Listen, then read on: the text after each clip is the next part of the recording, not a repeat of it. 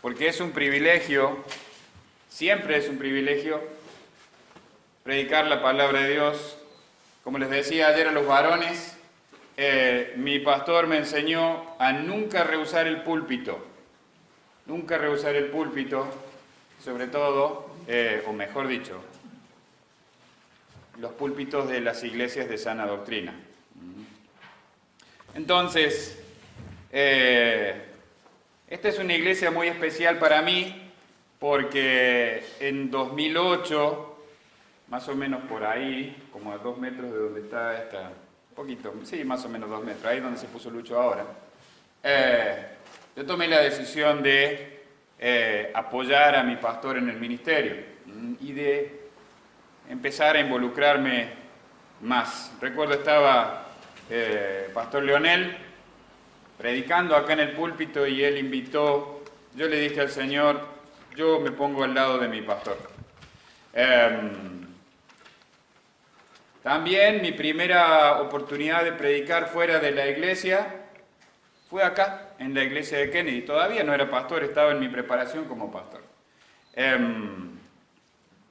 historia es bastante más larga y no les voy a robar toda la mañana con eso. Pero no siempre fui pastor, no siempre caminé con el Señor.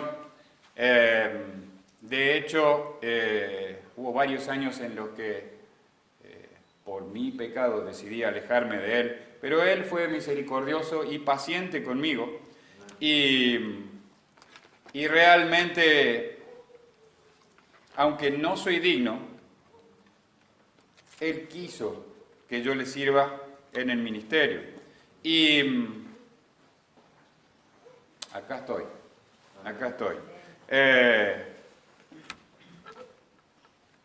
Pensaba mientras Lucho decía que él no es bueno para hablar, que uno de los hombres más grandes de las Escrituras,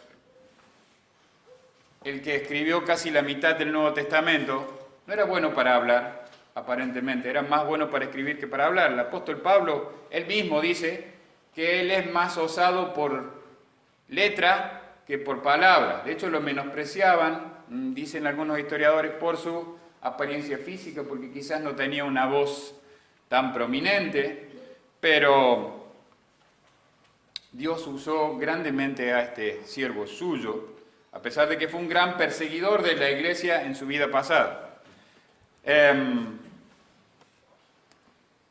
Seguramente, y ya para ir entrando en tema, seguramente el viernes estuvieron los jóvenes hablando de esto mismo, cumplir la misión, ¿no? De cumplir la misión. Ayer con los hermanos varones y con las hermanas estuvimos hablando de cumplir la misión, como hijos y hijas, como padres, como esposos, como esposas, como padres, como abuelos, como abuelas.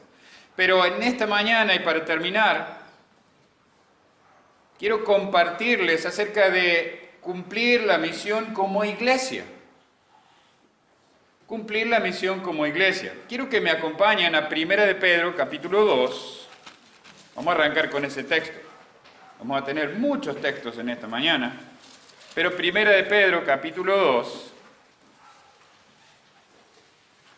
versículo 9. 1 de Pedro, capítulo 2, versículo 9.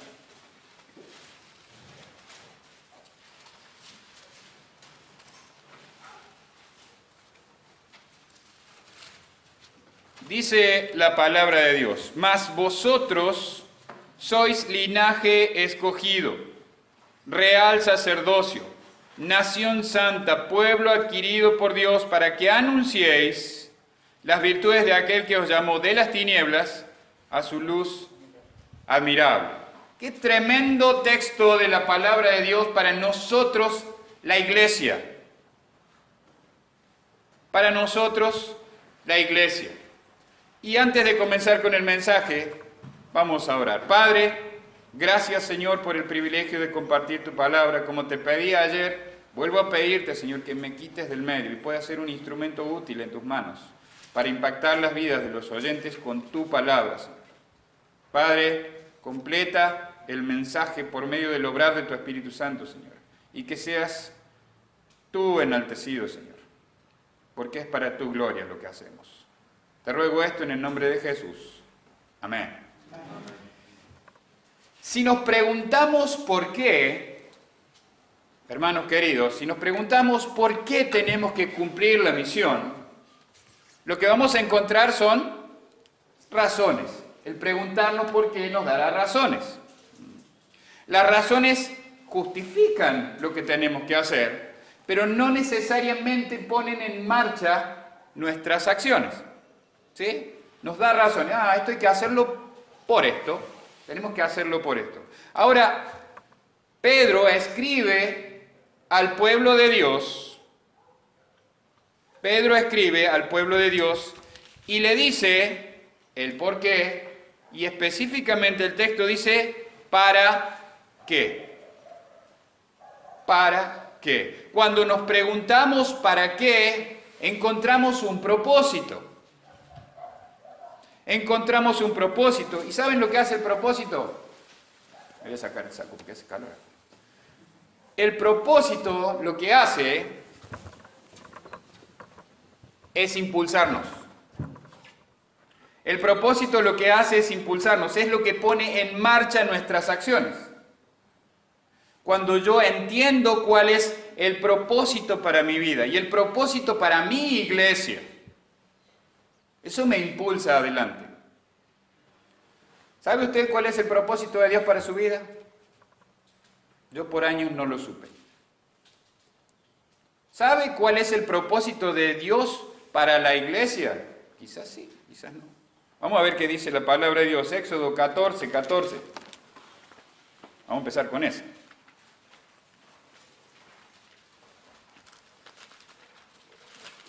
Éxodo 14.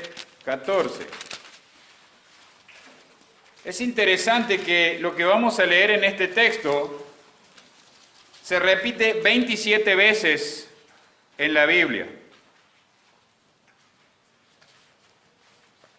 Éxodo 14:4, perdón hermanos, no 14. Éxodo 14:4. Los israelitas están a punto de cruzar el Mar Rojo y dice en versículo 4, y yo endureceré el corazón de Faraón para que lo siga, y seré glorificado en Faraón y en todo su ejército, y sabrán los egipcios que yo soy Jehová. Y ellos lo hicieron así. El propósito de Dios para nuestras vidas es glorificarle a Él. El único motivo, la única razón por la que Dios nos salva y nos deja en este mundo es para que Él sea glorificado. No hay nada que tenga que ver con nuestra salvación que traiga gloria a nosotros. Todo tiene la gloria o todo da la gloria a Él, porque Él es el que hace todo en nuestra salvación. Nosotros simplemente recibimos su gracia, recibimos su misericordia. Levítico 10:3. Una vez más, Levítico 10:3 dice, entonces dijo Moisés a Aarón, esto es lo que habló Jehová diciendo, en los que a mí se acercan me santificaré, y en presencia de todo el pueblo seré glorificado. Glorificar a Dios es nuestro propósito. Usted puede decir, como les hablaba ayer, son textos del Antiguo Testamento, pastor, eso es para el pueblo de Israel. Bien, vamos a el mismo Señor Jesucristo, Evangelio de San Juan, capítulo 11. San Juan 11:4. San Juan 11:4.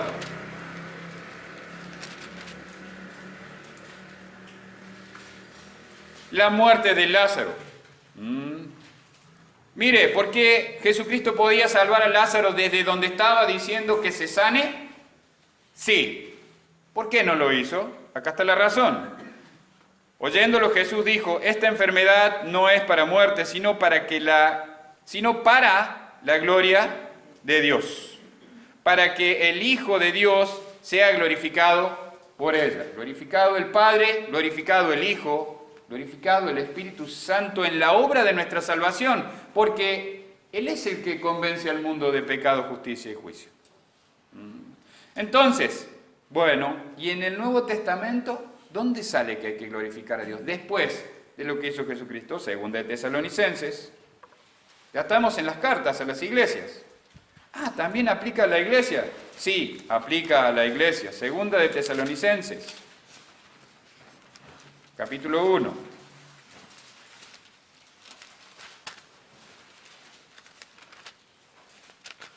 Versículo 12.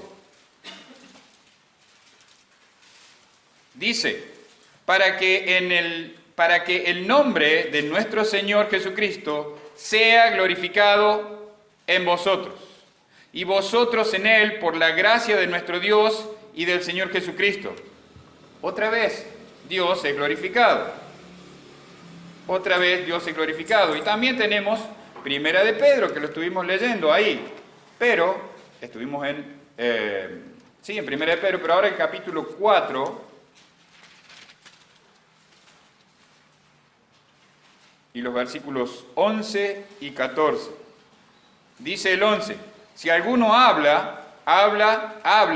conforme a las palabras de Dios.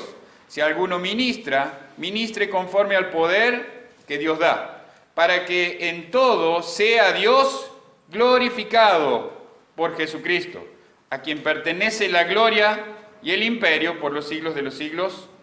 Amén. Y el 14 dice, si sois vituperados por el nombre de Cristo, sois bienaventurados, porque el glorioso Espíritu de Dios reposa sobre vosotros. Ciertamente, de parte de ellos, Él es blasfemado, pero por vosotros es glorificado. Entonces, hermanos, el propósito por el cual Dios está haciendo todo en nuestras vidas a nivel personal y en nuestras vidas como iglesia es para que Él sea glorificado. La pregunta sería, ¿cómo vamos a cumplir la misión? Ahora ya sabemos cuál es el propósito.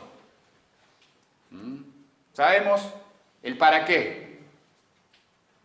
¿Para qué estamos? ¿Para qué existimos? ¿Para qué Dios instituyó la iglesia? Para que Él sea glorificado. Ahora, si nos quedamos ahí, y muchas veces pasa eso en nuestras iglesias, que los hermanos llegan hasta ahí, Dios quiere que le glorifiquemos. Y ahora, ahora problema tuyo. Nosotros como pastores, y cada uno de los hermanos que entiende y conoce estas verdades espirituales, debe compartirlas con otros, para que cada hijo de Dios, cada discípulo de Jesucristo, sepa cómo. Sepa cómo. ¿Quién sabe manejar una retroexcavadora acá? Uno. Muy bien. Si yo te doy una retroexcavadora y te digo, háceme una zanja, va a poner la misma cara que estás poniendo ahora, hermano. Si usted lo dice, lo voy a intentar. Capaz que estás días y no la podés hacer funcionar, porque no sabes cómo funciona. Ahora, si yo se la doy al hermano allá, el hermano lo va a saber hacer porque sabe cómo funciona. Si yo le explico al hermano cómo funciona, él te va a poder explicar a vos cómo funciona y vos le vas a poder explicar a otro cómo funciona. Y así, de manera ilimitada. Pero si no sabemos cómo vamos a cumplir este propósito, como iglesia, si los hermanos, cada uno de los hermanos que son miembros de la iglesia, no saben cómo llevar adelante este propósito, es muy difícil que la iglesia cumpla el propósito. Es muy difícil.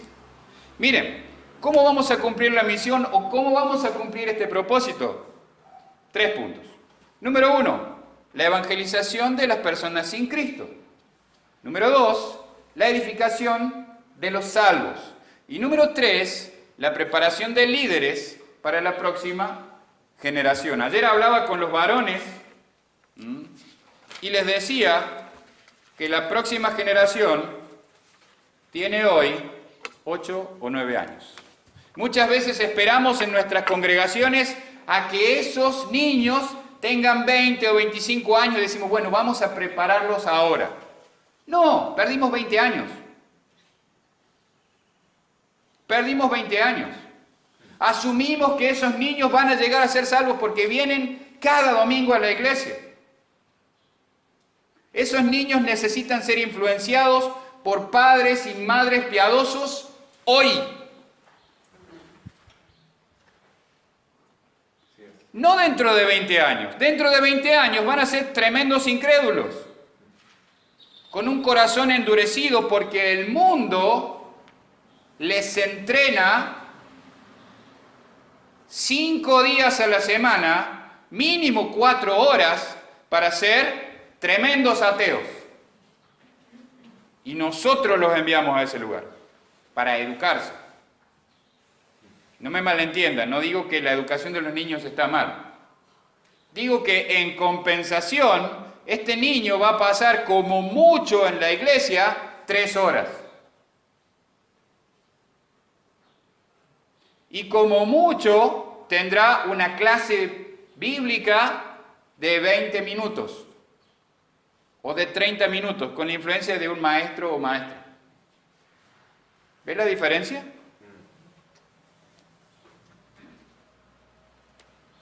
El Señor Jesucristo es nuestro ejemplo para el primer punto. Nuestro ejemplo para el primer punto.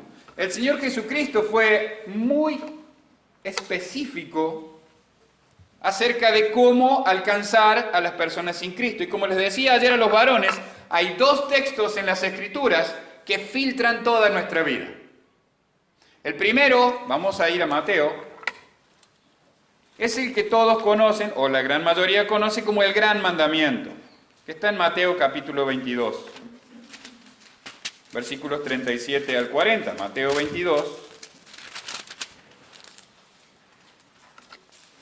Ahora entendí para qué son los clips estos. Qué bueno.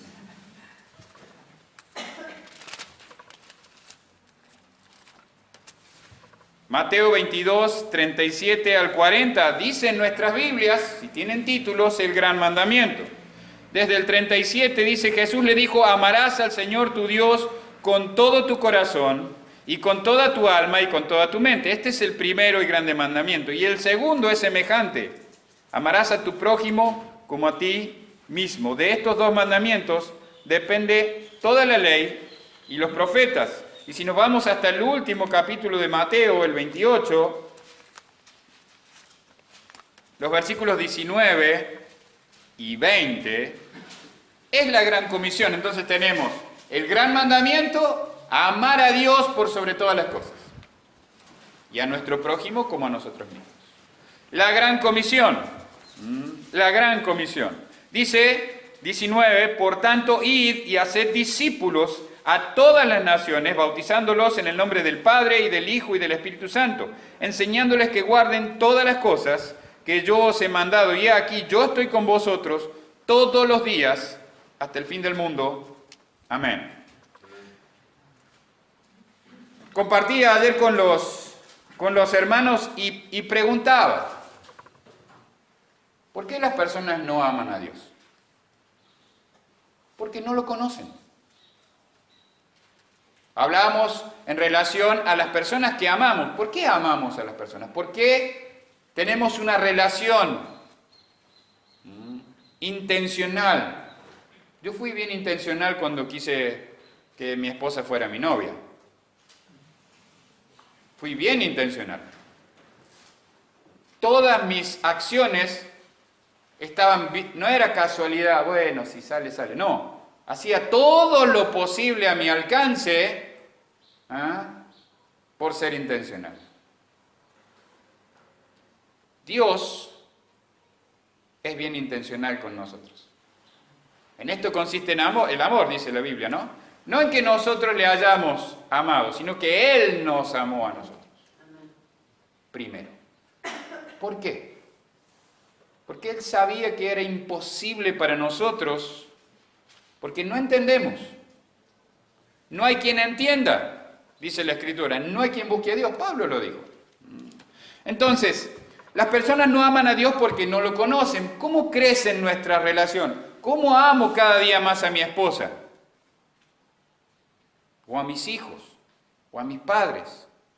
o a mis hermanos, o a los hermanos de la iglesia, porque los conozco cada día más y más, y aprendo a amarlos. Las personas no aman a Dios porque no lo conocen. Entonces necesitan el Evangelio, las buenas nuevas, necesitan entender, debemos ayudarlas a entender su condición. Debemos ayudarlas a entender quién es Dios, quiénes son ellos y cómo se relaciona Dios con ellos, cómo se relaciona Dios conmigo. Mire, hay 4 cosas que las personas necesitan saber. Dios es santo. ¿Sí? La Escritura dice que Dios es santo, santo, santo. Santo el Padre, santo el Hijo, santo el Espíritu.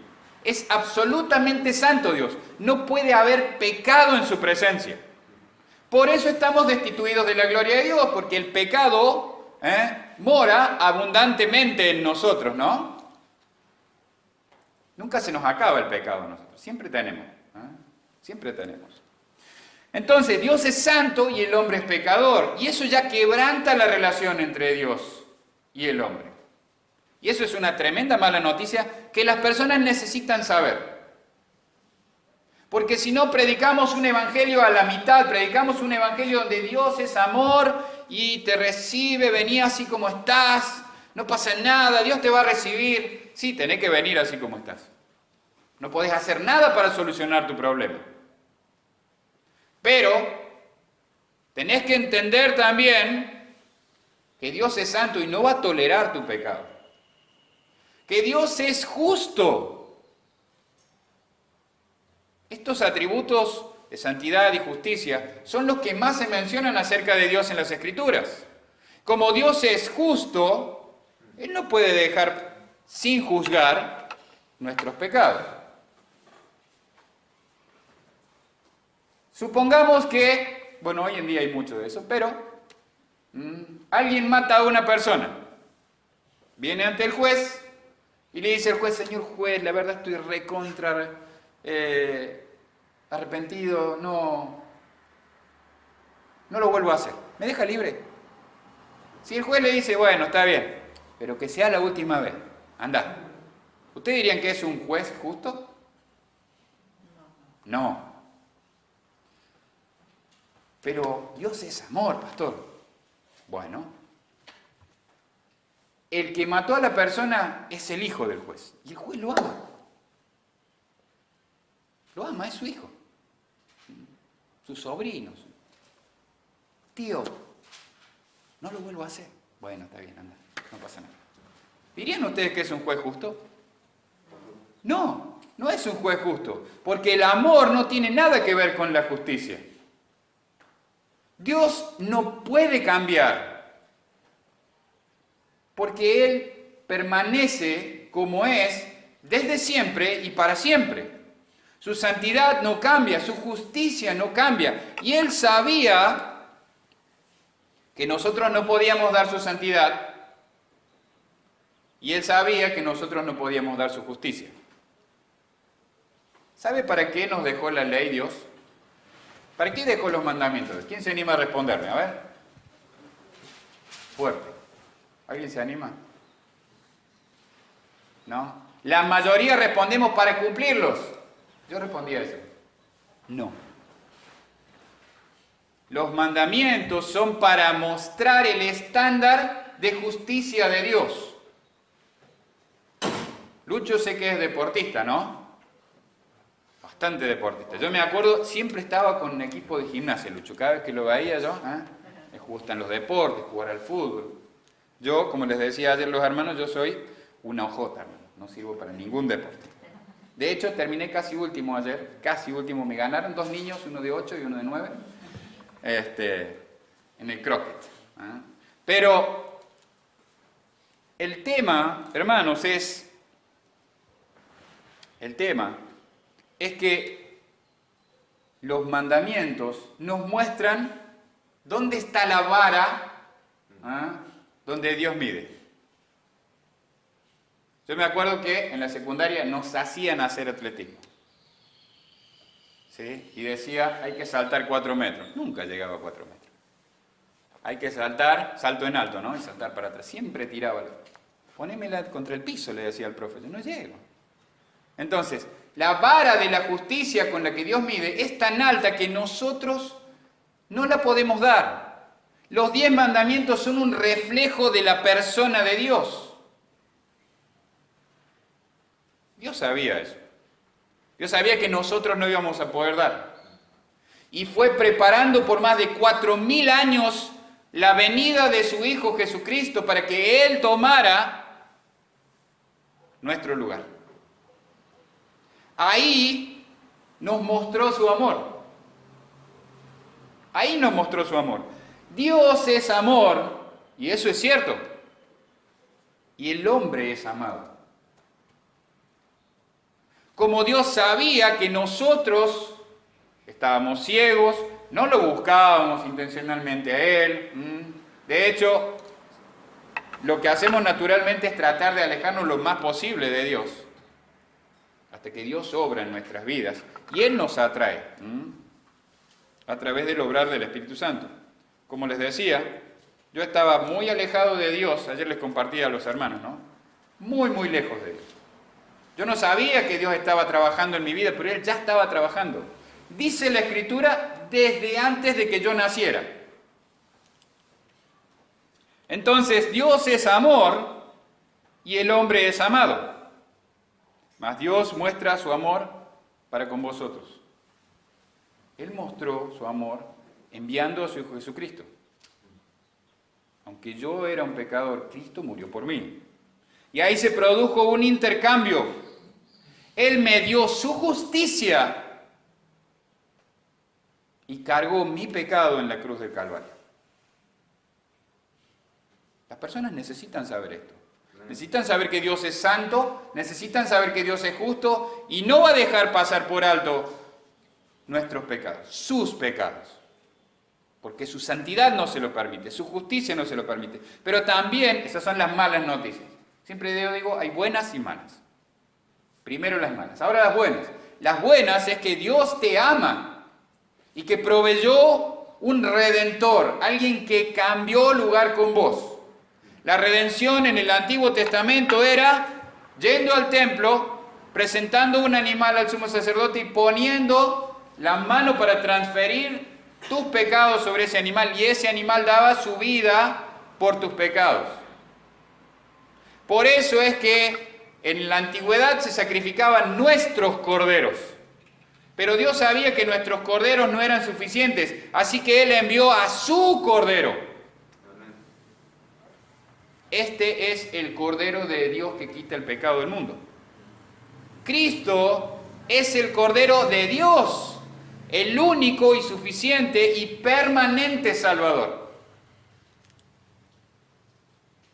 Dios está lleno de gracia, el último punto que las personas necesitan saber. Dios está lleno de gracia y el hombre está necesitado de ella, solo que no lo sabe.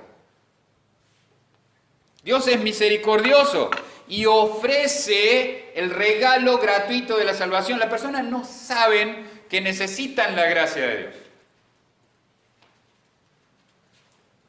hasta que realmente la reciben, aceptan el regalo, ponen su confianza no solo intelectual. Hermano Daniel contaba ayer, Daniel Negrete de Unquillo, contaba de que él le habló a un compañero de trabajo, le habló de todas estas cosas y le dijo, ¿entendés? Sí. ¿Quisieras entregar tu corazón a Dios? No. Porque lo entendió intelectualmente, pero no espiritualmente. Dios está lleno de gracia y el hombre está necesitado de ella. Hasta que las personas no escuchan este mensaje, ni siquiera tienen chance. Hermanos, debemos ser bien claros en predicar el Evangelio. Y no solo predicarlo de la boca para afuera. Debemos vivir el Evangelio. Debemos vivir el Evangelio. La única forma que cumplamos la misión, que cumplamos el propósito de Dios, es que no solo que lo prediquemos el Evangelio, sino que las personas vean que vivimos lo que creemos. Necesitamos, como decía hermano Luciano, Lucho, que las personas se escuchen. 24 años no es poco. Es una vida, como dijo hermano Daniel, ¿no? Mi hija mayor tiene 24 años. Cuando esta iglesia se fundaba, mi hija estaba naciendo, o tenía unos meses. No es poco. Pero Cristo puede venir ahora, puede venir mañana, puede venir en 1000 años, no sabemos. ¿Qué nos va a encontrar haciendo cuando Él venga? Todos los domingos voy a la iglesia, pastor. Está bueno. ¿Alguien de tu entorno sabe que sos cristiano? Algunos sí. ¿A alguno de ellos le hablaste de estas verdades espirituales? ¿Saben el Evangelio? ¿Les compartiste? ¿Fuiste intencional en compartirles para que ellos sepan la necesidad que tienen? La verdad que no.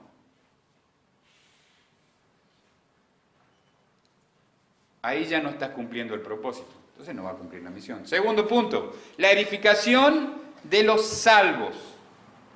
La edificación de los salvos. El modelo bíblico para la edificación de los salvos es el discipulado. Hablaba ayer, gracias a que Lucho preguntaba y no nos dejaba merendar, preguntaba.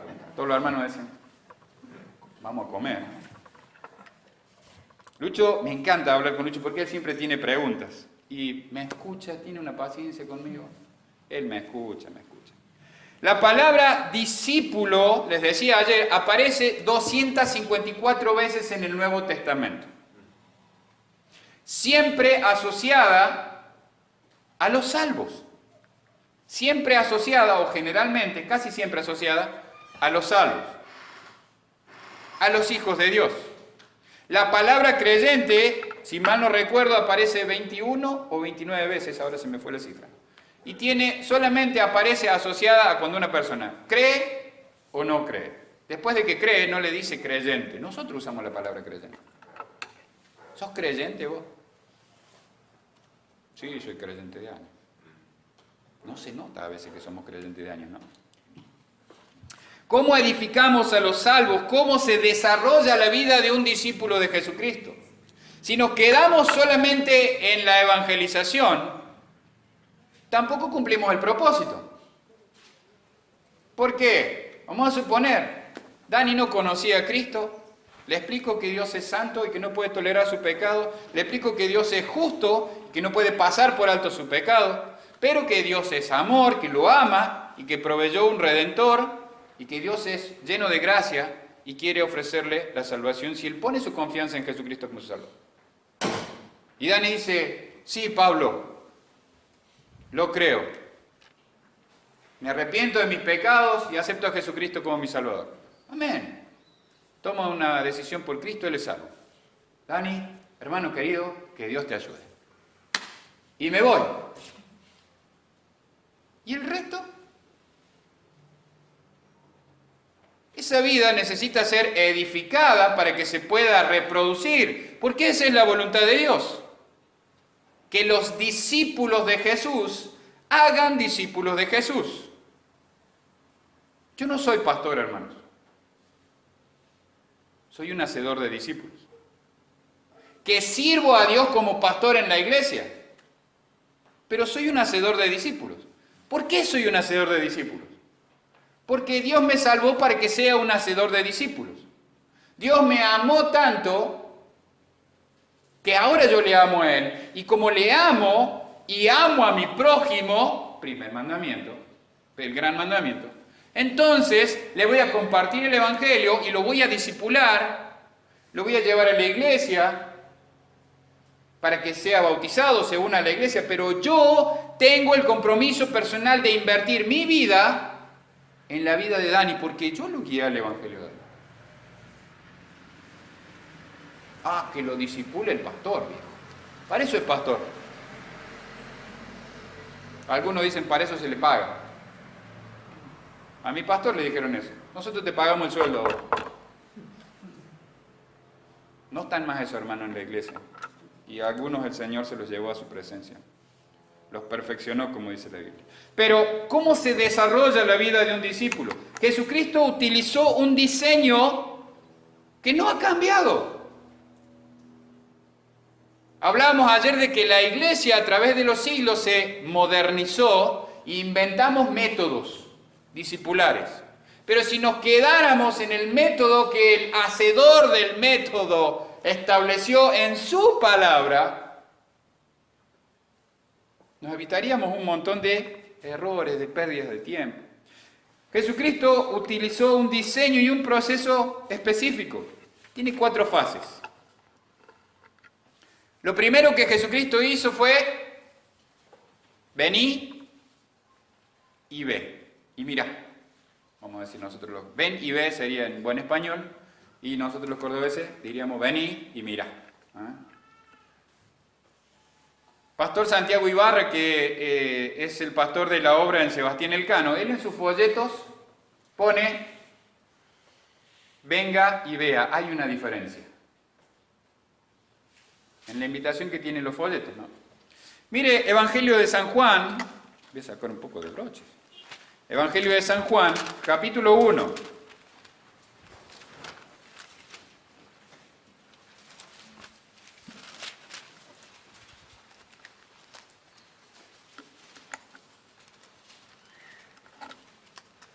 Versículo 35. Al siguiente día, otra vez estaba Juan y 2 de sus discípulos. Y mirando a Jesús, que andaba por allí, dijo: He aquí el Cordero de Dios. Le oyeron hablar los 2 discípulos y siguieron a Jesús. Y volviéndose Jesús, viendo que le seguían, les dijo: ¿Qué buscáis? Ellos le dijeron: Rabí, que traducido es maestro, ¿dónde moras? ¿Qué le responde Jesucristo? Venid y ved. Durante la primera etapa del discipulado, Jesucristo expuso a sus discípulos a sí mismo. Les mostró quién era, habló con ellos, les compartió la palabra de Dios. Y esto es lo que tenemos que hacer con las personas. Les presentamos el Evangelio, toman una decisión por Cristo. Bueno, vení y mirá. Vení y mirá. Les compartimos lo que la palabra de Dios dice. Les compartimos con nuestra vida cómo vive un discípulo de Jesucristo. Eso requiere algo que generalmente no queremos: compromiso. Requiere santidad en nuestras vidas. Requiere vivir una vida como Dios quiere que la vivamos. Es más fácil que lo haga el pastor o que lo haga algún líder de la iglesia, alguno de los laicos de la iglesia. ¿Por qué? Porque yo vengo el domingo, me voy a mi casa y sigo con mi vida como yo quiero. Entonces el domingo estoy muy bonito, de camisa, corbata, traje. Y salí de ahí y vuelvo a la vida que yo quiero. Esto requiere vivir para Cristo, hermanos. Requiere compromiso. Y todos y cada uno de nosotros vamos a dar cuenta delante de Dios por esto. No solo el pastor. Porque la gran comisión fue dada al pastor, ¿no? No. Fue dada a la iglesia. Fue dada a la iglesia. Lo siguiente que hace Jesucristo es, vamos a Mateo capítulo 4, es decirles: ven y sígueme. Mateo capítulo 4, versículo 19. Dice: y les dijo: venid en pos de mí y os haré pescadores de hombres. Y también lo dice en Marcos, dice lo mismo. Entonces, acá le estoy diciendo a mi discípulo, el ejemplo es con Daniel. Primero le dije: bueno, vamos a estudiar la Biblia juntos, Dani. Le enseño la palabra de Dios, le enseño los rudimentos de la fe, y ahora le digo: vení y seguime. Dani tiene que avanzar al siguiente nivel de compromiso, tiene que tomar la decisión de solamente juntarse conmigo para charlar y estudiar la palabra de Dios juntos, a trabajar o aprender a trabajar conmigo. Dani me va a empezar a acompañar a visitar a otras personas. Dani va a acompañarme para aprender de su mentor o de su maestro qué es lo que hace un discípulo de Jesucristo, además de solamente estudiar y orar. Los discípulos, cuando les dijo, vengan, dejen todo lo que están haciendo, yo los voy a hacer pescadores de hombres. Dejaron sus trabajos, dejaron las redes, los que eran pescadores. El cobrador de impuestos, ese es el que más perdió, hermano. Ese es el que más perdió. Los cobradores de impuestos, como Levi, ganaban fortunas. ¿Por qué? Porque los romanos no querían lidiar con los judíos. Entonces tercerizaban el servicio de cobro de impuestos. ¿Sí? Decía, Dani, la verdad, no quiero lidiar con los judíos. Hacete cargo. Mira, yo quiero todos los meses $1.000.000. Lo que vos cobrés de ahí para arriba es para vos. Y pensemos en Zaqueo, que habló de cuadruplicar lo que se había quedado extra. Entonces, ganaban mucha plata. Mateo fue el que más perdió, entre comillas, de todos, si hablamos de dinero, ¿no? Pero debieron dejar todo lo que estaban haciendo y confiar en la provisión de Dios. Hermanos, muchas veces debemos, como discípulos de Jesucristo, que tenemos la intención de alcanzar a otros con el Evangelio, la intención de entrenar, de enseñar, de edificar otras vidas, decir, no voy a hacer horas extras esta semana. Es buena plata, pero no voy a hacer horas extras. Porque esas 3, 4 horas, 2 horas, las voy a invertir en la vida de una persona. ¿Y sabe qué? Eso tiene repercusiones eternas. La plata de la hora extra, capaz que no le llega ni a la primera semana cuando la cobra, ¿no? Y esta inversión tiene resultados eternos. Marcos, capítulo 3.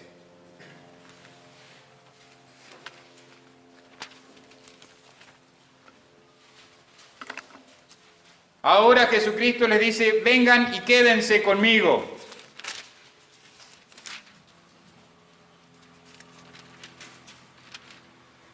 Marcos capítulo 3, 13 y 14. Es la elección de los 12 apóstoles. Dice, después subió al monte y llamó así a los que él quiso.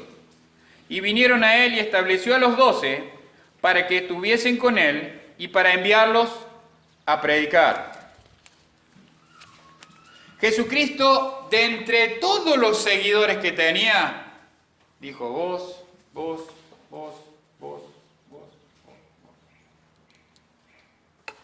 El modelo bíblico es contrario al modelo rabínico. Muchas veces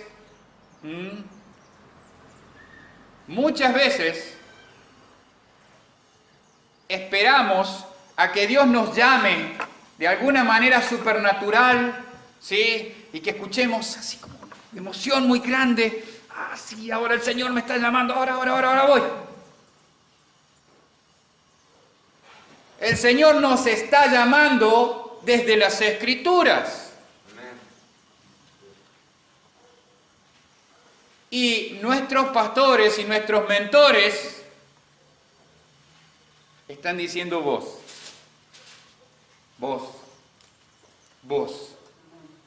¿Y qué decimos nosotros generalmente? ¿Yo? No, yo no, pastor.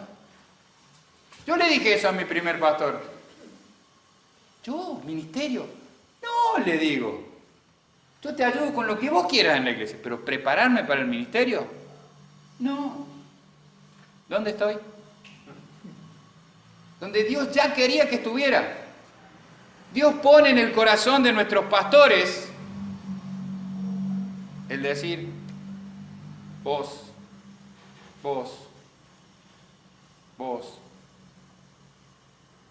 La tendencia natural en nosotros es decir, está equivocado el pastor, no tiene ni idea de lo que dice. A veces se equivoca el pastor, es un hombre, se puede equivocar. Pero generalmente nosotros, en vez de quedarnos con nuestro mentor, seguir a nuestro mentor y capacitarnos para salir y predicar, damos la media vuelta y nos alejamos lo más posible de esa tarea. ¿Por qué? Una vez más, requiere compromiso.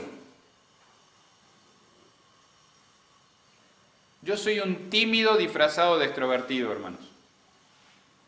Les compartía ayer a los varones que una de las cosas que me aterrorizaba cuando era más joven o menos viejo, era salir a golpear puertas o hablar con las personas. Yo le decía a los hermanos ayer cuando salíamos a golpear puertas o a folletear, que golpeábamos una puerta, yo rogaba que no saliera nadie. Que no salgan. No salieron. Folleto bajo la puerta. Listo. Ya cumplí. Yo les dejé ahí el mensaje. Si ellos no salen. Me autojustificaba con eso. Mi cuñada, cuando estudiábamos acerca de los dones o del servicio, ella decía, vos sos evangelista, pastor. No, le digo. Yo soy como Timoteo, cuando Pablo le dice, haz obra de evangelista. Yo aprendí a ser un evangelista. Yo batallo con mi timidez cada vez que me paro acá, aunque no se note, hermanos.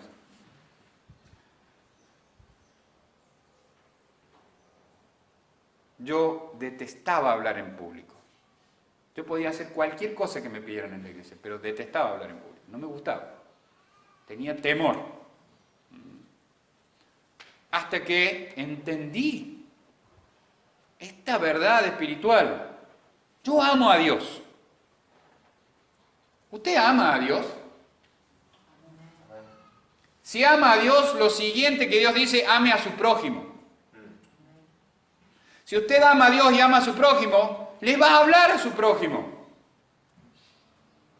Le va a compartir el evangelio, lo va a discipular.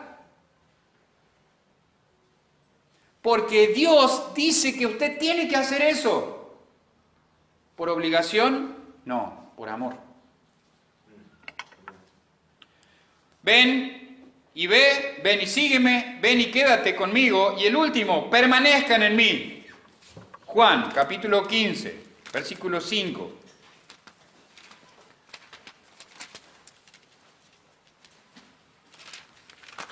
Juan 15, 5. En este pasaje de Juan 15, la palabra permanecer se repite 9 veces. Debe ser algo bastante importante si el Señor Jesucristo habla de permanecer, y si lo repite tantas veces debe ser algo muy importante. Dice, yo soy la vid, el 5, y vosotros los pámpanos. El que permanece en mí y yo en él, éste lleva mucho fruto, porque separados de mí nada podéis hacer. Y el 7, si permanecéis en mí y mis palabras permanecen en vosotros, pedid todo lo que queréis y os será hecho. Y os será hecho. Les compartí ayer los hermanos que yo le pedía a Dios dejar de trabajar secularmente y poder dedicarme al ministerio de tiempo completo.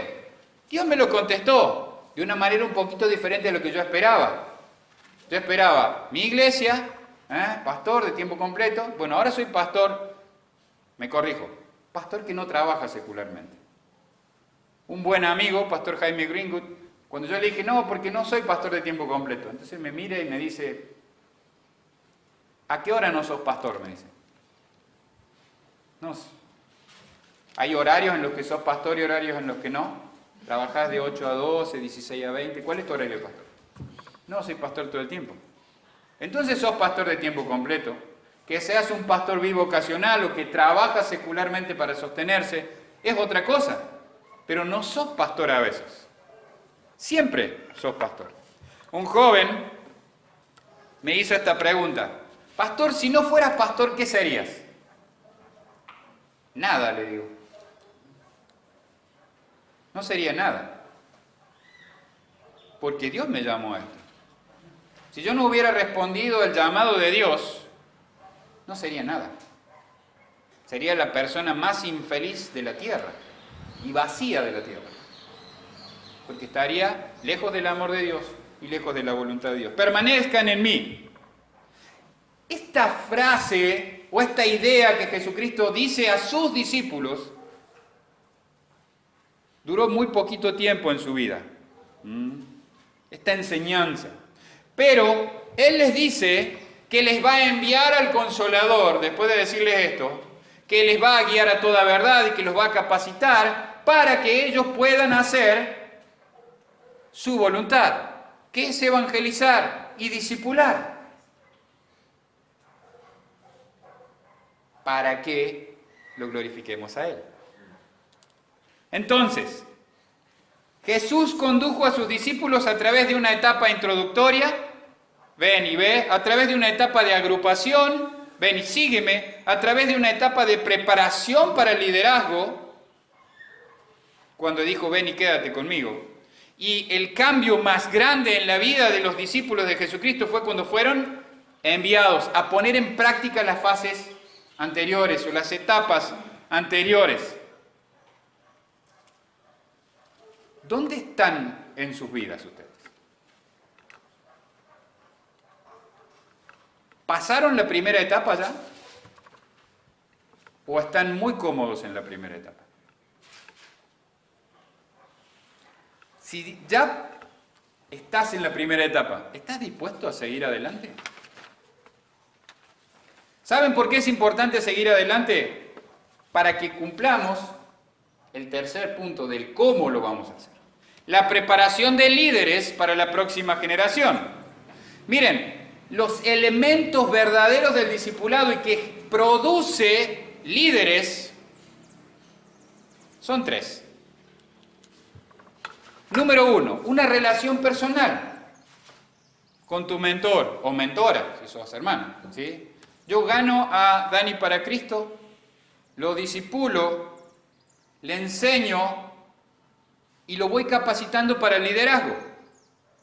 Como hablábamos ayer con los hombres, le enseño que él debe influenciar la vida de sus hijos y él tiene la responsabilidad de discipular a sus hijos. Como les decía, muchas veces asumimos que nuestros hijos van a ser salvos porque vienen a la iglesia. Y a veces asumimos que son salvos. No tomamos el tiempo para asegurarnos que entiendan el Evangelio. No tomamos el tiempo para asegurarnos que realmente han tomado una decisión por Cristo. Y después son personas de 20, 30 años que nunca recibieron a Cristo. Y que no vienen a la iglesia, que es lo que parece que es lo único que nos preocupa, ¿no? Ay, quiero que venga a la iglesia, mi hijo. No. Lo que tenés que querer es que sea salvo. Si es salvo y es un discípulo que está siendo discipulado, va a ser natural para él venir a la iglesia. Va a ser una necesidad venir a adorar con los otros hijos de Dios, con los otros discípulos de Jesucristo, porque de esa manera glorifica a Dios. Necesitamos una relación personal. ¿Por qué? Porque la influencia de Cristo con sus discípulos fue personal, hermanos. Él lo llamó a uno y le habló, lo llamó a otro y le habló. Lo habló a Pedro directamente y le dijo cosas. Lo habló a Juan y le dijo cosas, a Santiago y le dijo cosas, a Natanael, a Felipe. Él fue directo, personal con cada uno. Hay un modelo moderno de iglesia que es, todos vienen, yo los discipulo desde el púlpito. No estoy discipulándoles, les estoy enseñando, les estoy tirando conocimiento bíblico, pero no los discipulo, porque no los conozco íntimamente, ustedes no me conocen, no me pueden seguir porque no saben exactamente cómo vivo.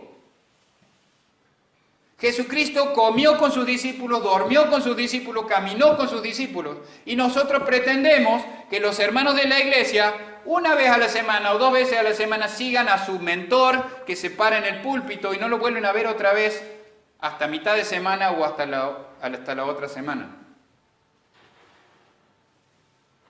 Jesucristo no hizo eso.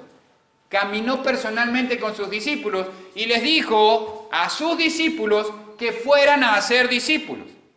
¿De qué manera? De la misma manera que lo hizo. Hermanos, no me malentiendan, no está mal hacer una actividad evangelística. Una horita feliz no es una actividad de discipulado, es para alcanzar a la comunidad. Una reunión de damas no es una actividad de discipulado. Puede ser de edificación para las hermanas, sí, pero la idea de todas esas actividades son principalmente evangelísticas, es que venga alguien para que tenga la oportunidad de escuchar la palabra de Dios. Si Dani viene por primera vez a la reunión de hombres y yo lo invité, es mi responsabilidad, Dani. No del pastor ni de toda la iglesia, mi responsabilidad. Y yo me voy a relacionar personalmente con Dani para que él crezca. Segundo punto del desarrollo de líderes es la instrucción bíblica. Tiene que ver con lo que estuvimos hablando recién. Voy a instruir y voy a capacitar personalmente a Dani para que él llegue a ser un líder de la iglesia. ¿Sabe qué pasa con esto? Crece toda la iglesia. ¿Por qué? Porque mi discípulo me empuja. ¿A qué? A estudiar más, a aprender más, a conocer más, a crecer. ¿Por qué? Porque me va a venir con preguntas y si no sé, anda a preguntarle al pastor. Nosotros enseñamos a nuestros discípulos que ellos tienen que responder a sus discípulos. Y si no saben, le preguntan a su mentor. Y si no saben, el mentor le pregunta a su mentor. Y así hasta que llega quizás al pastor. Pero nos empuja a crecer, nos empuja a estudiar más las Escrituras, nos empuja a todos y cada uno de nosotros a conocer más y más al Señor. ¿Y esto qué hace? Que amemos más y más al Señor. Y si amamos más y más al Señor, vamos a amar más a nuestro prójimo. Y es una cosa que nos hace crecer irremediablemente, hermanos. La preparación de líderes sigue con seguir el ejemplo de nuestros líderes. De mi mentor. Mi mentor es un líder. Me está guiando, está liderándome. Jesucristo dejó el modelo de liderazgo. El pastor o el líder no empuja al rebaño. Jesucristo fue muy claro en Evangelio capítulo 10. Dice, mis ovejas oyen mi voz y me siguen. Yo como pastor no estoy para arrastrar a nadie, ni empujar a nadie. Las ovejas que Dios me ha dado a pastorear van a escuchar la voz de Jesucristo a través de su pastor. ¿Y sabe qué va a pasar? Si yo estoy hablando, repitiendo lo que Dios quiere que diga, me van a seguir. No porque confían en el hombre, sino porque confían en Dios obrando a través del hombre. Entonces, hermanos, algo que proponemos nosotros en la iglesia y que les animo. Nosotros enseñamos a los hermanos 4 cosas. Cada uno, esto es personal, hermanos, cada uno debe seguir a uno. Dani me va a seguir a mí. Dani va a aprender a ganar al menos a uno. Y yo les decía ayer a los varones que íbamos a hablar de números en un rato y ahora voy a hablar de números.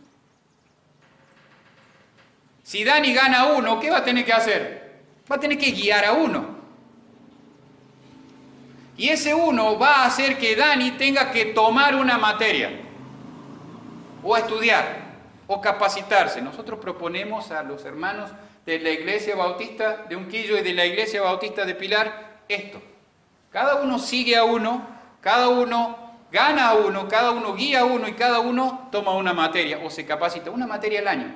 Miren, una materia de seminario o de instituto bíblico al año. ¿Qué tan pesado puede ser eso? ¿Saben qué es el resultado de esto? Una iglesia creciente, una iglesia capacitada bíblicamente, una iglesia en la que cada uno de nosotros somos un evangelista y un mentor, un discipulador. Cuando comenzamos esto en Unquillo, era mi esposa y yo. Cada uno estaba trabajando con 9 más o menos. 9 más o menos. 9 o 10. Casi como el Señor, ¿no? Que trabajó con 12. Pero no había opciones. Yo aconsejo por los tiempos 3 o hasta 5. Por el tiempo que requiere influenciar personalmente la vida de las personas. Pero hagamos una cuenta rápida. Antes de trabajar con la filosofía bíblica del mentoreo, o cuando comenzamos, había 2 mentores. Ahora tenemos 20 mentores. Y si esos 20 mentores ganan a uno, guían a uno, cuando estos estén listos para empezar a mentorear a otros, ¿cuántos mentores vamos a tener? 40 mentores. ¿Saben lo que pasa con esto? Hablaba ayer con los hermanos. Muchas veces tenemos en las congregaciones 20 personas, una congregación de 100, en una iglesia tradicional, vamos a decirle así, o moderna.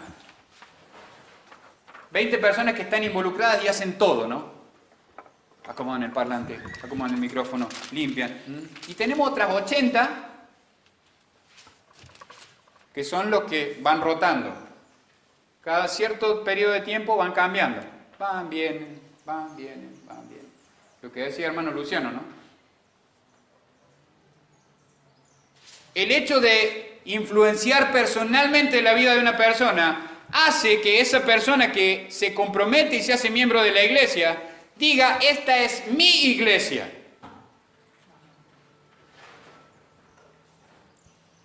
La iglesia Vida Abundante es mi iglesia, no es una iglesia a la que voy. Si es una iglesia a la que vas, te da lo mismo Vida Abundante, te da lo mismo el Templo de Córdoba, la de Unquil. Es una iglesia, está de visita, no hay compromiso.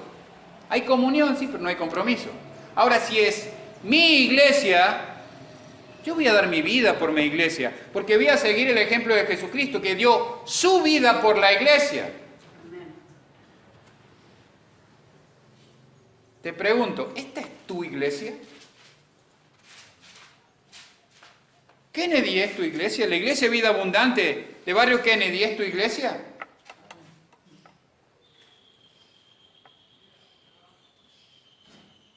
¿Esta iglesia está cumpliendo el propósito de Dios? Capaz que me diga, pastor, la verdad no lo tenía bien claro. Bueno, si no te quedó claro, pregúntame todas las veces que quieras. Y si te quedó claro, ahora no hay excusa. Nosotros comenzamos en 2017 a instrumentar activamente la filosofía de hacer discípulos en la iglesia. Teníamos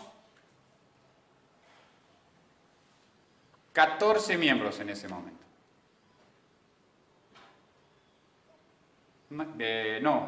16 miembros en ese momento.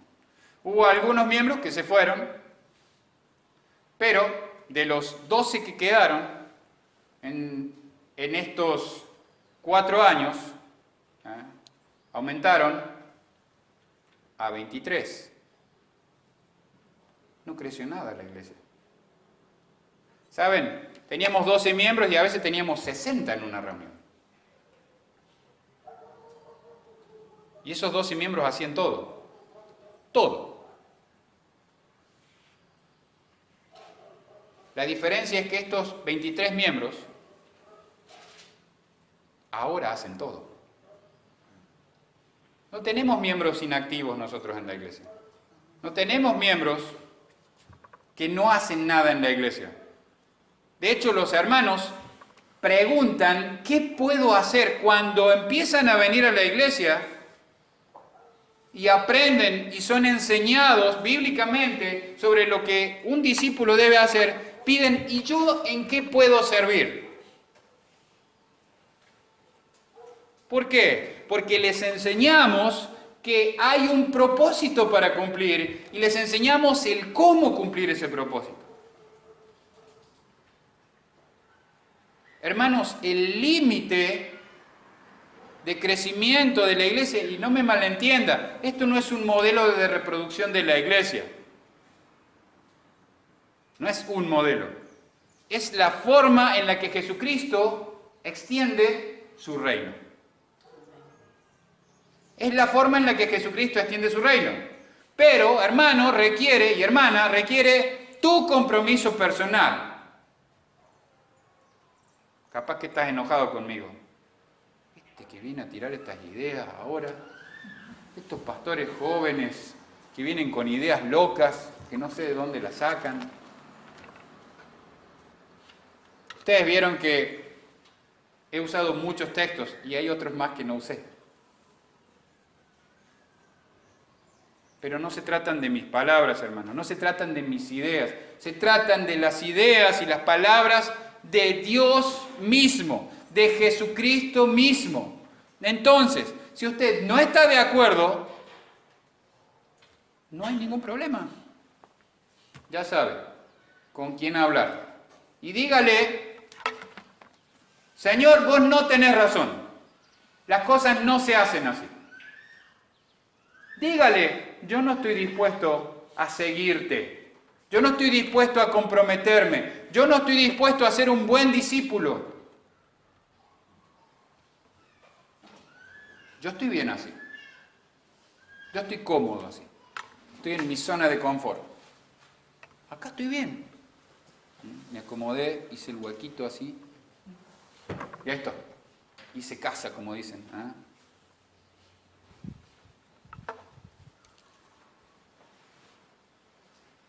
En este año, en pandemia, fue el año en el que, y cerrados, ¿no? Con cuarentena total, fue el año donde más profesiones de fe tuvimos nosotros. ¿Cómo hicieron, pastor?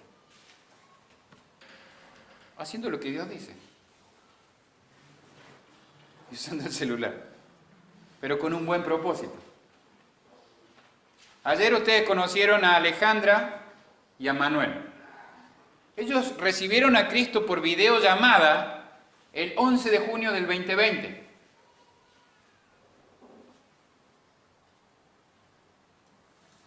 Y se bautizaron y están aprendiendo a servir. Son nuestros discípulos. Entonces, que la iglesia esté, que el templo esté cerrado, el edificio esté cerrado, que hablaba Lucho, ¿no? Qué gozo ver un edificio. Qué gozo es ver a este grupo de personas reunidos esta mañana. Eso da gozo. Eso da gozo. Mi oración, hermanos, por ustedes, es que si los visito pronto, tengan que acomodarse de otra manera porque no hay lugar. Porque no hay lugar. ¿Saben? Nosotros lo que hacemos, porque, como dijo, vieron que los políticos interpretan la ley a su manera, ¿no? Bueno, nosotros la vamos a interpretar a nuestro favor también. ¿Saben? En Buenos Aires está permitido que uno se siente por grupo familiar. ¿Sabe qué hace eso? Te da más lugar en la iglesia. ¿Sí? Porque pones a 5 o a 6 todos juntos, le pones la distancia alrededor de 1,50, que es la mínima. ¿Sabían eso? No es 2 metros la mínima. 1,50 es la mínima. Esto es ley nacional. Entonces, aprovechamos la ley, cuidándonos, pero a nuestro favor. Ahora sí, si nosotros nos ponemos por grupos familiares acá, van a ver que sobra más lugar.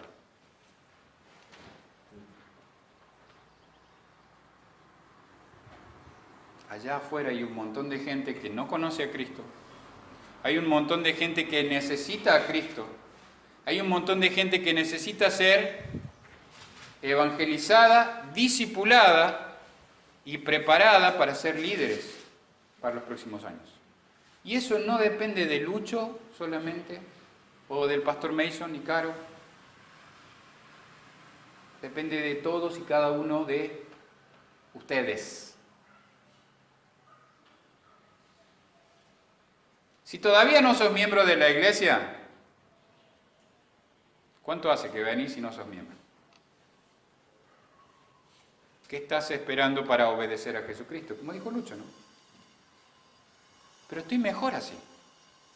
Como les decía, para mí quedarme en Unquillo, a pastorear la iglesia en Unquillo, con el trabajo secular que tenía, más o menos tenía un buen ingreso, trabajaba en un horario que me permitía ministrar a las necesidades de la iglesia, estaba cómodo. Y Dios me dijo, mirá,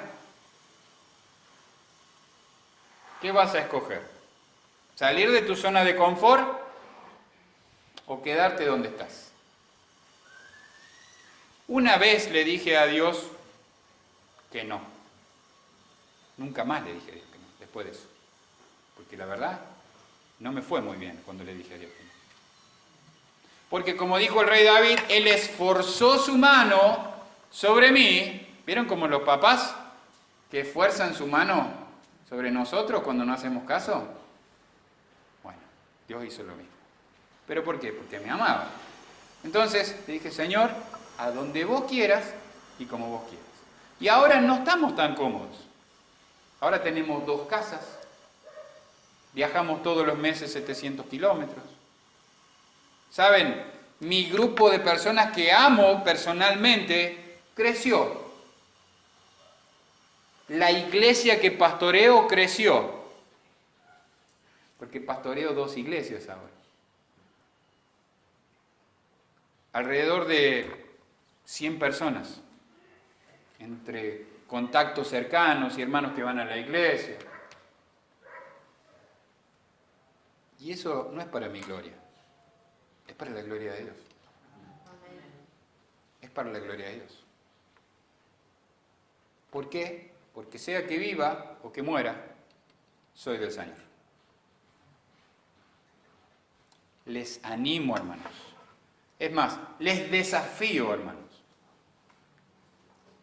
Les desafío a salir de su zona de confort y realmente a pasar de una zona de confort a vivir como verdaderos discípulos, a realmente vivir lo que somos. Somos discípulos que hacen discípulos. Esa es la forma en la que vamos a cumplir la misión. Y que vamos a seguir, me gusta porque dice cumpliendo. Está en presente. No dice cumpliremos o cumplimos, dice cumpliendo. ¿Por qué? Porque como dijo el hermano Lucho, mientras el Señor no venga y diga, hasta acá llegaron, o nosotros no nos vayamos, tenemos que seguir cumpliendo la misión. Vamos a ver. Padre, gracias Señor te doy por poder compartir tu palabra y estas verdades espirituales con mis hermanos. Te pido Señor que sigas obrando en sus vidas, transformando sus vidas cada día para que sean más parecidos a tu Hijo Jesucristo. Padre, te ruego que transformes nuestras vidas para que cada vez nos parezcamos y caminemos en las pisadas de nuestro Maestro. Padre, queremos glorificarte. Gracias por decirnos el cómo vamos a hacerlo. Te pido, Señor, que des sabiduría a cada uno de los oyentes y las gracias te doy también por poder predicar este mensaje en esta mañana, en esta iglesia y en su aniversario. Padre, que hasta que vengas, sigamos haciendo tu voluntad. Oramos en el nombre de Jesús. Amén.